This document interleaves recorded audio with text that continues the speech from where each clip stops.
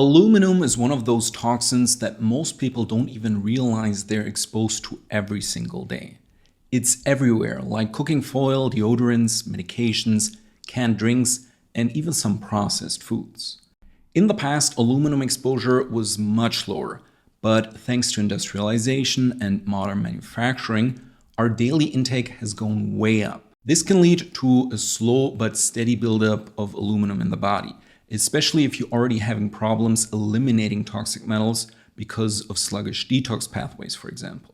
Because of this, I wanted to dedicate an entire video to aluminum, the kinds of symptoms it can cause, and how to set up a safe detox protocol to help your body naturally get rid of it.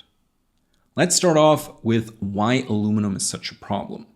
One of the reasons is because of its chemical structure. It's a small, lightweight metal that mimics magnesium in the body. Magnesium is important for enzymes, muscle relaxation, brain function, and even detox itself. And aluminum can sneak into magnesium's place and interfere with all of these processes. When aluminum replaces magnesium, the affected enzymes don't work very well.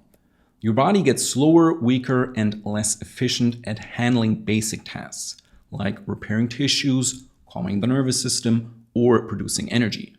Over time, this can lead to deep chronic dysfunction. Aluminum also tends to store itself in the brain and bones, where it can hang around for years. It acts as a neurotoxin, meaning it can irritate brain tissue, disrupt neurotransmitters, and contribute to conditions like brain fog, memory loss, anxiety, and even more serious things like Alzheimer's.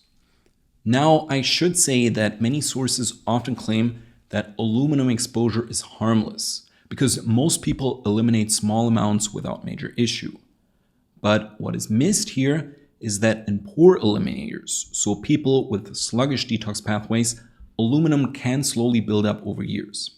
This gradual buildup is very hard to study because symptoms may take decades to show up, and they can also be easily blamed on other things. Just because the effects are slow and only seen in some people doesn't mean they aren't serious, and I personally believe that aluminum will be treated more carefully in the future, similar to mercury or other toxic metals. Because aluminum can affect so many systems, the symptoms can also look different from person to person. Some of the most common signs include brain fog or trouble concentrating, like I just said, muscle weakness or cramps, nervous system issues, or even bone pain. Of course, none of these symptoms are proof by themselves, but if you have a lot of aluminum exposure and you're feeling off, it's definitely worth taking this seriously. Which brings me to the detox part of this video. The general elimination strategy for aluminum is very similar to the approach you would take with any other toxic metal.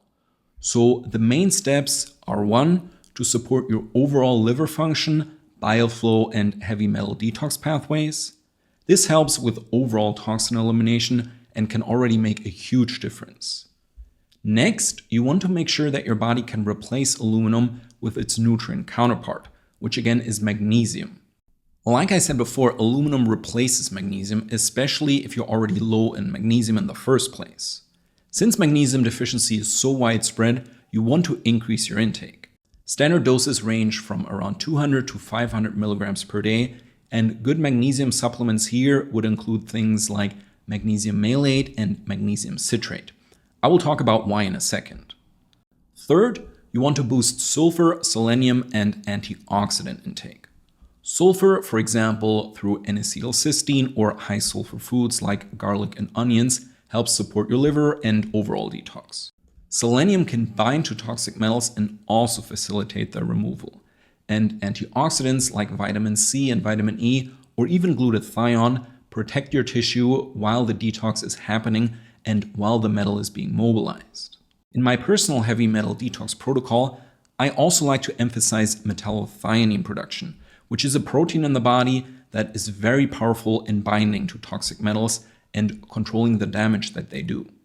Unfortunately, because of its chemical structure, metallothionein binds mostly to heavy metals like mercury and not so much to lighter ones like aluminum. It probably still helps a little, but we need some other chelator to really get aluminum out. Fortunately, when you look at the literature, aluminum chelators aren't that hard to find. The first two are malic acid and citric acid. Malic acid has been shown to increase urinary excretion of aluminum, so it helps you pee it out. And citric acid helps increase fecal excretion, so it helps you poop it out. That's why I said magnesium malate and magnesium citrate are two great supplements for aluminum detox, because they come with aluminum's direct antagonist, so magnesium, and also with the organic acids needed to chelate it. Another option would be silica. It also binds to aluminum and helps escort it out of the body safely. Drinking silica-rich mineral water has been shown to lower aluminum levels over time. More specifically, it was observed in one study that drinking 1 liter of this mineral water every day for 12 weeks facilitated the removal of aluminum via your urine, and also without any negative side effects on other essential minerals like iron or copper. Of course, if silica-rich mineral water isn't convenient for you, you can also buy a silica supplement. To wrap up this video, let me say that I believe the potential danger that aluminum poses is still widely overlooked, probably also because a lot of people handle it well, while it accumulates in a small minority of people who are poor eliminators. Just like with all toxic metals, you don't want to force out huge amounts of aluminum at once. Instead, it's about supporting your natural systems and giving your body the right nutrients to do so. Metal elimination is always a long game, but it's definitely worth it.